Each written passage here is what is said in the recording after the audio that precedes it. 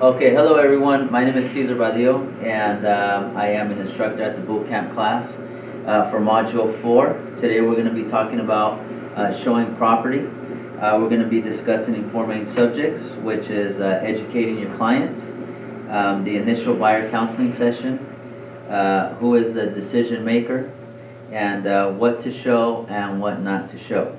So we're going to be going online. I'm going to be showing you a couple things through our Toolkit CMA. Also through the MLS. We'll be going online. I'll be using the projector and showing you a couple places where you can actually access some of our resources that we provide to you as well. So to start out with, we're going to try to do this in 30 minutes. So I'm going to summarize this fairly quickly.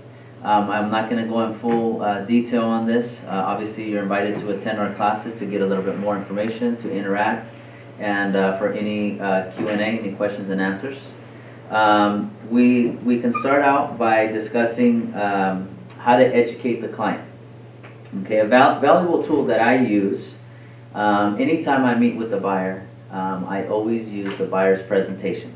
Okay, it's a resource we have through Toolkit CMA. If you don't have access or a login code to Toolkit CMA, what you want to do is you want to talk to your office manager, office administrator, and make sure they set you up with Toolkit CMA. It's the buyer's presentation, and it's going to guide you through presenting your to your buyer the steps that it takes to purchase a home, what things that they need to look out for, the process of an escrow, what they have to look forward to when they get qualified for the loan. This is really going to be your guide here to help you to get through that process, especially if you're new to this business. You're going to have a lot of questions. You yourself, you're not going to know what to do because of the lack of experience in this. So this is going to be a valuable tool for you, okay? So first thing you want to do is you want to go to toolkitcma.com, and I'm going to go ahead and pull it up on the projector for you.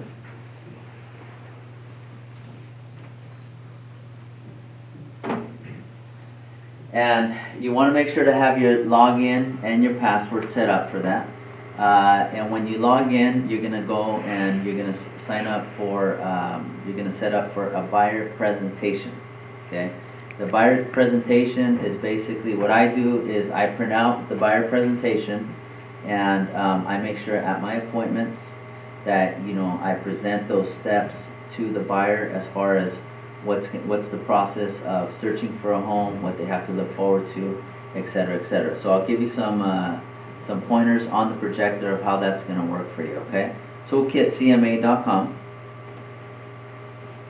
And if you look at the projector, I'll show you basically what you're gonna be looking at. If you go to Toolkit CMA, you'll see here. You click on presentations.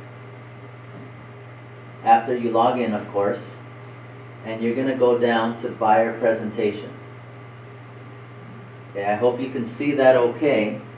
And then what you'll be able to do is if you scroll up, you'll be able to select the sheets that you want to use in your presentation. As an example, you have buyer presentation cover sheet, you have your needs come first sheet, the home finding process sheet.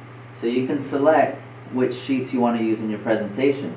So if you stay on this, you can actually go here, select which ones you want to keep, and you can actually click on it, and it'll show you the preview of the sheet itself. So this is already branded, okay, with the BHHS colors, which is very powerful. You don't have to reinvent the wheel. It's already created for you guys.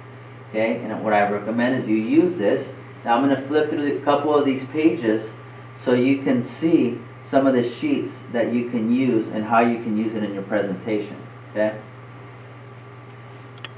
So if we go to number 2, you can see the home finding guide, and in here is obviously going to be your client's information. And then you're going to have your information and photo. You want to make sure to populate all your information on there, your phone numbers, your websites, your address, etc., etc., your picture.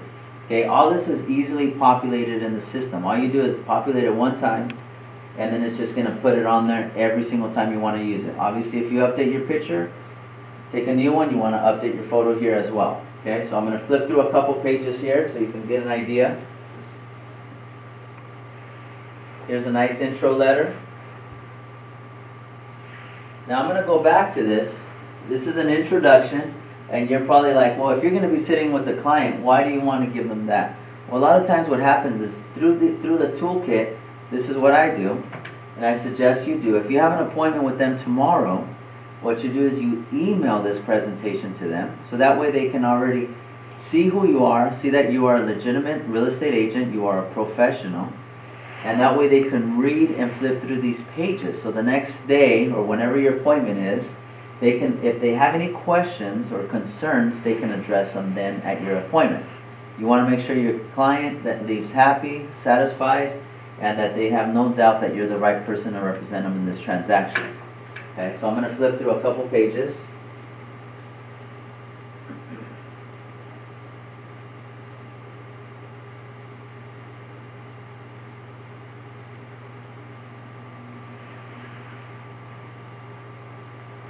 Alright, so as you can see, the subject of this, or the title of this, your needs come first.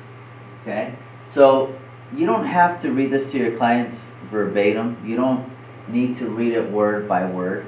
Basically, you want to summarize it. You want to touch on these points. You got to figure out what type of client you're dealing with. That's part of figuring out who is the decision maker.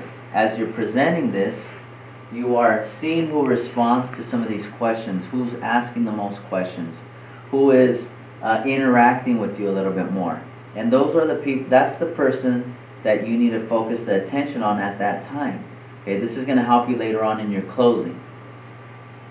So some of the questions or points that you touch on here is the values, interests, and priorities you want this move to support. Obviously, you need to make sure that you know why the client is buying a property, why they're moving to this city, why they're going over there, what's important to them.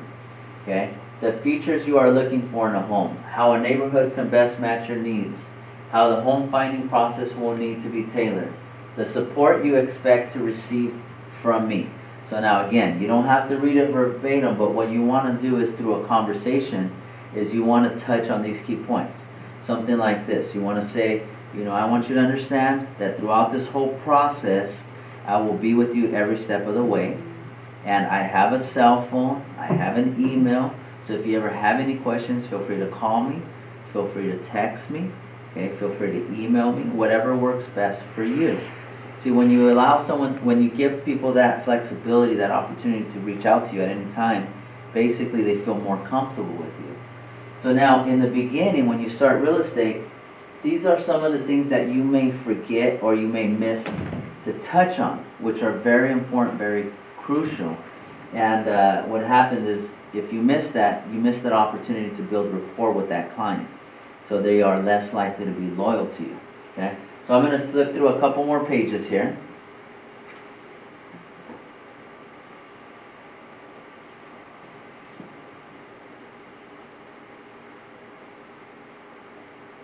So on this page now we're going to go into the home finding process, and I'm just going to touch on it fairly quickly. Okay. So some key questions you want to make sure to ask the client. Okay. Now you're interacting with the client at this point, so you're not just reading this to them. You're interacting with them.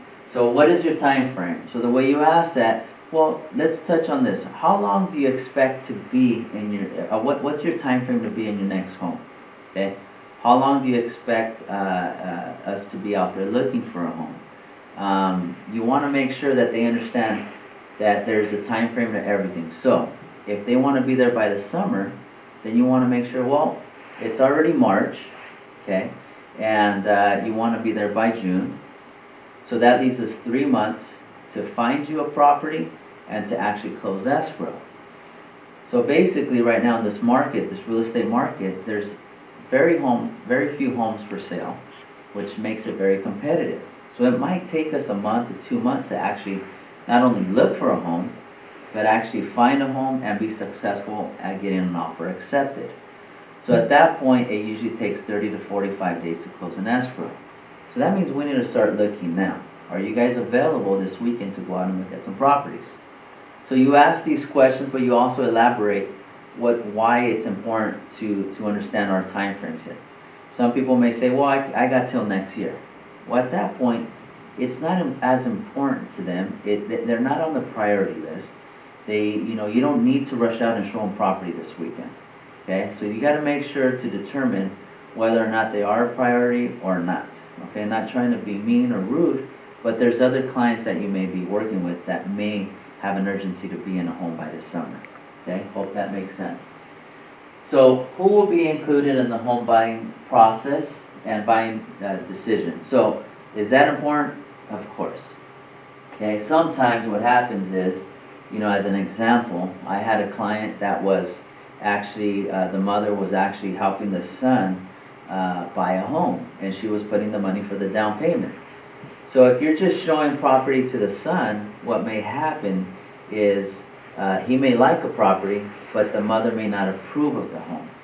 And what happens at that point is now you got to go back, schedule another appointment, and bring the mother to the property to make sure you get her approval. So now you made a trip twice instead of just one time. That's why it's so important.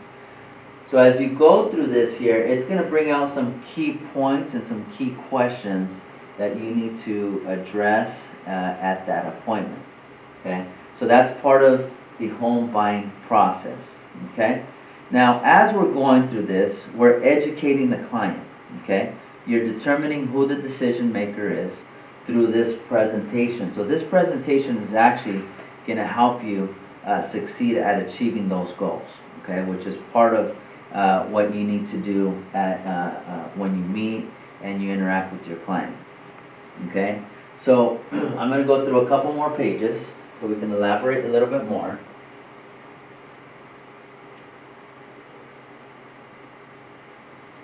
All right, so defining, we want to get a little bit more information here about the property itself. How many people will be living in the household? What would you consider a comfortable commute? Obviously distance. As an example, sometimes you get some buyers that, for example, in our area, in Bellflower, the average price of a home, single family residence, 2 to 3 bedrooms, fair condition, is going to be around $450,000 purchase price. If this person is telling you that they're looking at a $400,000 or $300,000 purchase price, more likely you're not going to find anything for them in this area. So now we need to talk about how far they're willing to commute to be a homeowner. So some people are willing to commute all the way to the Inland Empire. Some people are willing to commute, to different parts of LA, as an example. Okay, so those are things that you have to elaborate at this appointment. Now, with this said, okay, at your first appointment, you want to make sure also to have a lender, okay, or they need to bring you an approval letter. And this is part of everything in this presentation it's going to touch on. Okay, you got to make sure that they're qualified or they get qualified. And that's the first step, okay? So as we go through this presentation, we will actually, we're not going to do that today, but you will actually touch on getting qualified.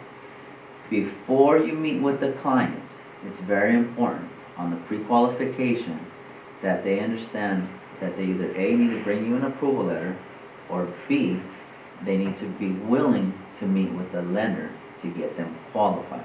Okay. When you say that, basically you want to make sure that they understand they need to bring their financials to make sure they're qualified. And I know some of you are going to struggle with this, and some people are going to challenge you, and they're going to say, well, why do I need to bring my stuff? I'm qualified, I have great credit, okay, or I have a good down payment, okay. Well, one of the things that I tell buyers is that, well, I understand that and I respect that. However, the seller has asked us, agents, that any potential buyer that we show the home to, that we make sure they're qualified to purchase that home. Okay, so this is part of my due diligence, and I'm respecting the seller's request. So that way, you're no longer the bad guy. Okay, you're not the one that gets blamed for making them do this or making them do that. It's got to be done. You're not going to show a property to a client that's not qualified. You gotta first make sure they're qualified. So that's one that has successfully worked for me, okay? You know, this is part of practicing your scripts, practicing your objection handlers, which is a different class that I teach, okay? So we won't elaborate on that, but you want to make sure they are qualified for the for a loan. So I'm halfway through this presentation. Now, once you go through this whole presentation, okay, and your client gets qualified and they get approved, and you have the lender there, sitting there and getting them qualified, then you start discussing the price range that they're qualified. So the next step is to actually set them up to see some homes, okay? Now, when you show properties to a client, and when I started real estate, I mainly worked buyers, okay? And I obtained buyers through open houses and through some ads that I put out. So I would receive calls from my ads or from walk-ins at the open houses. If you ever get a call and somebody says, I'm looking to buy in this area, can you go show me property today? You don't just get up and run and show them property, okay? You want to make sure to get them qualified, make sure they're approved for that price range. But also, you got to make sure that the property itself is approved, okay? So as an example, now I'm going to be discussing about the MLS and showing property. So as an example, if that client is qualified FHA, okay? Well, FHA, you know, wants to make sure that the property is in livable condition. There's a lot of standards that they have that may not allow the property itself to qualify. So if there's a garage conversion, for example, it may not qualify FHA. So before you rush out and show the property, make sure to look up on the MLS and look under agent notes and see whether or not there's problems with the property that will actually disqualify it from qualifying through a certain program that your client is qualified up to, okay? For example, FHA doesn't loan on a property that might be right next to railroad tracks or the major power lines, as an example. So go on the MLS and take a look and make sure that that property does qualify for whatever loan they're qualified for, okay? We're going to pull up some properties in Bellflower, okay? And I just want to go through the notes and I want to show you what to look for, okay? I'm just going to pull up some actives here.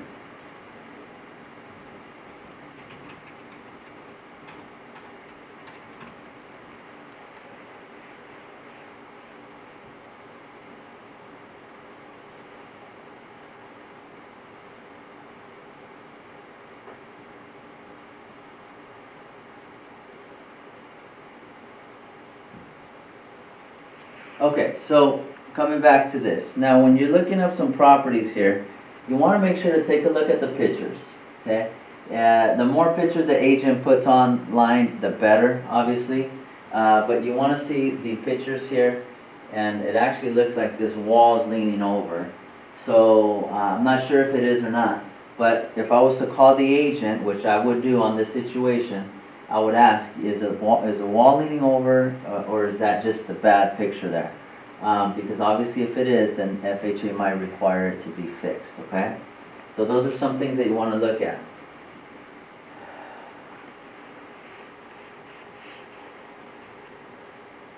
Okay, you want to scroll through the pictures. Everything looks pretty decent there. We're looking for any leaks, any roof damage, any property damage. You're looking for the condition of the kitchen, of the bathrooms. Obviously, if you see a lot of damage to it, you know, if it's FHA, you need to be concerned about it. If it's not, then you want to make sure to touch bases with the lender and make sure that this property would qualify. So one thing you're not going to do is you're not going to run out and show property. You want to make sure to qualify the property, okay? Also, you want to look at, you want to see what type of sale it is. If it's a short sale, there might be multiple offers on it that the agent might already submitted offers on. So you want to make sure to call the agent and ask them these questions. Do you have an offer on the property? Do you have an offer already submitted? This one happens to be 242 days on the market.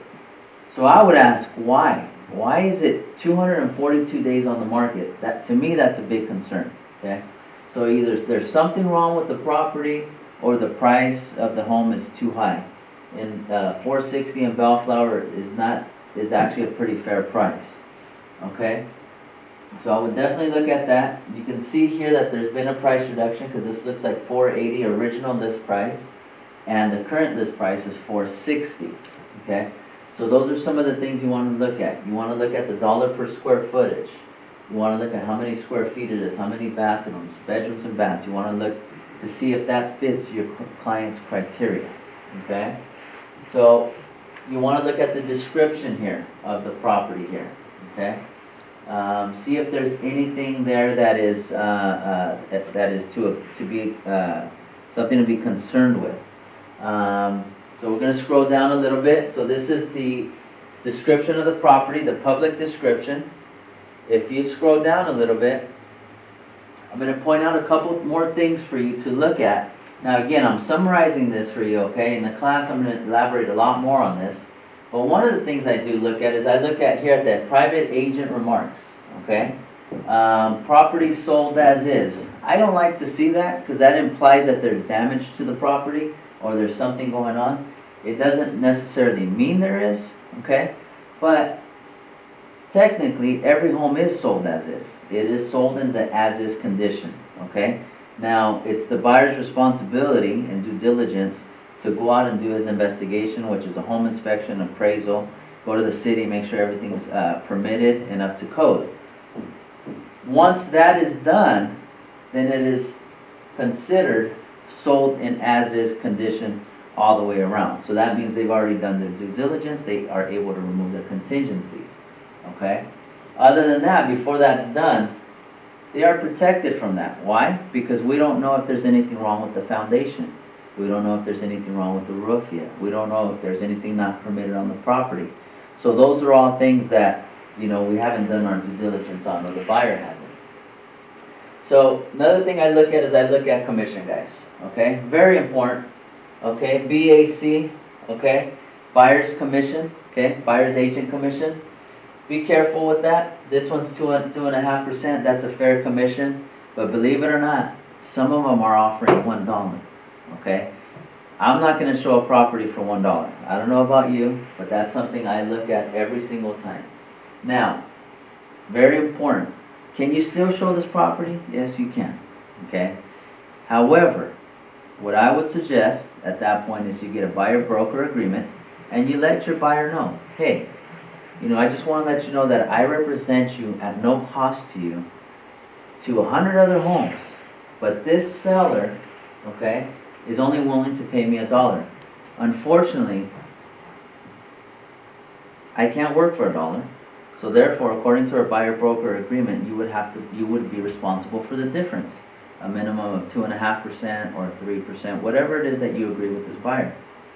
So they have to first understand that they're going to pay that commission, okay, which is an option. The buyer can actually pay your commission.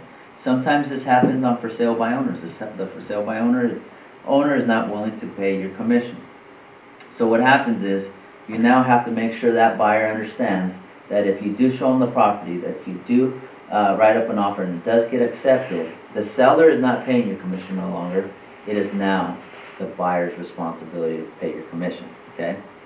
So you want to make sure, and to summarize here, you want to make sure to look at all these agent notes, make sure the property qualifies, talk to the lender, make sure you know what type of financing that buyer is going to use, make sure you go through the MLS and look at the property pictures. Okay, now you guys have that available to you. Before we had to go out and preview every property. Now, you know, hopefully, you know, keep your fingers crossed that the listing agent actually takes good pictures. Okay, so you want to scroll up and you want to look at these pictures. You want to look at the area. You could even click on the maps now and you can look at the area. See if that's the area that they're looking for. Okay, so those are all things that you want to make sure to do for your client. Okay, So in summary, you want to make sure to address any questions, any concerns that your buyer has at your initial meeting.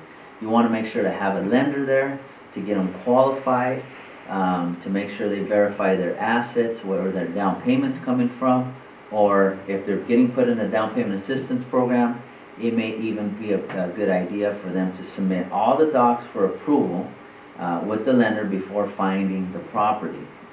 That can also be done. Make sure you talk to your lender and make sure they